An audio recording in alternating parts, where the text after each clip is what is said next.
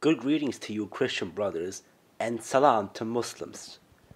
Today I will be comparing the Bible and Quran when it comes to eating pork. Here I have the Orthodox Serbian Bible in Cyrillic alphabet, which I bought in Belgrade, and Quran with translation in Bosnian.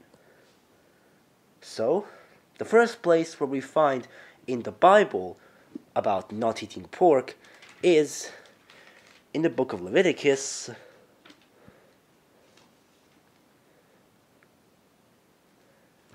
chapter 11, verse 7 to 8.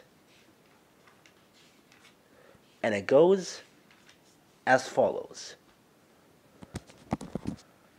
And the pig, although it has split hooves, it does not chew. It is impure to you. Do not eat their meat or touch their carrion, because it is unclean to you. The second place in the Bible is in the book of Deuteronomy, chapter 14, verse 8. And the pig, not even a piglet, although it has separated hooves, it does not chew. It is unclean to you. Do not eat its flesh, and do not touch its carrion. And the last place in the Bible is in the book of the prophet Isaiah, chapter 65, verses 2, 3, and 4.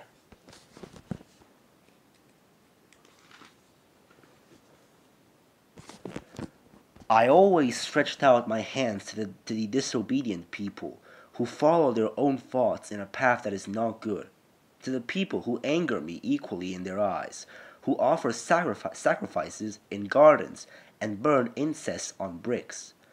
Those who sit by the graves and spend the night in caves, eat pork and soup. It's unclean in their dishes. So that's it for the Bible. Now we go to the Quran. The first where we find about pork in Quran is in Al-Bakar, or cow, 173. He only forbids you carrion, blood, and pork, and that which is slaughtered in someone else's name and not in Allah's. And to the one who is forced, but not out of desire, only enough to satisfy his hunger, it is not a sin for him. Allah indeed forgives and is truly merciful. The second where we find is in Al-An'am 145.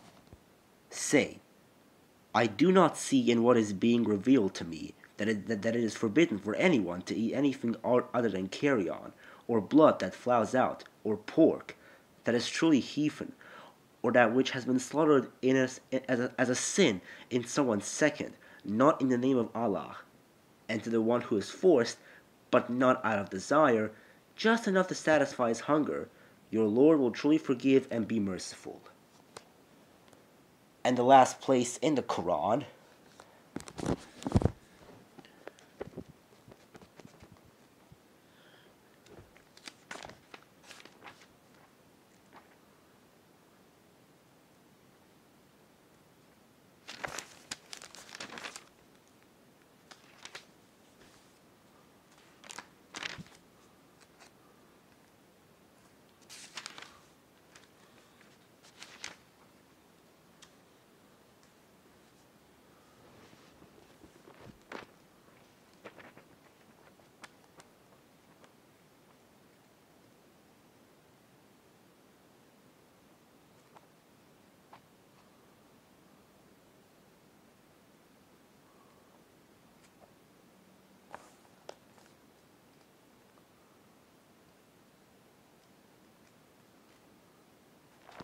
is in Al-Ma'idah 3.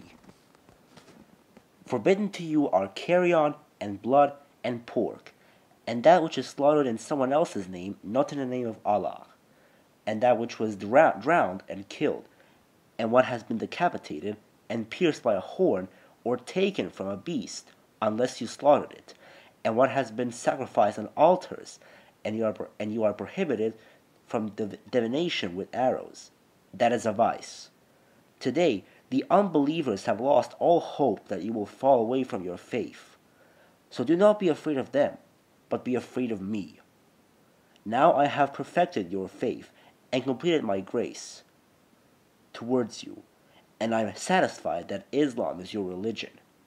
And to the one who is forced when hunger is raging without the intention of committing a sin, Allah will forgive and be merciful.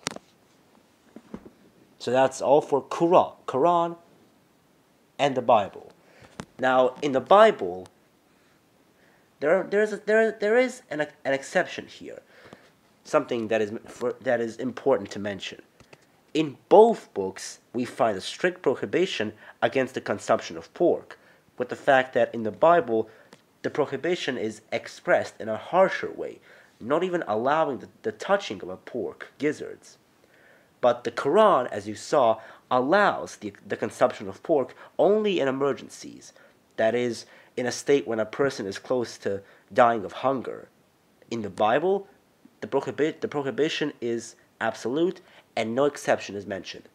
But the prohibition in the Bible is directed to Jews, not Christians. That's all for today's video. See you later.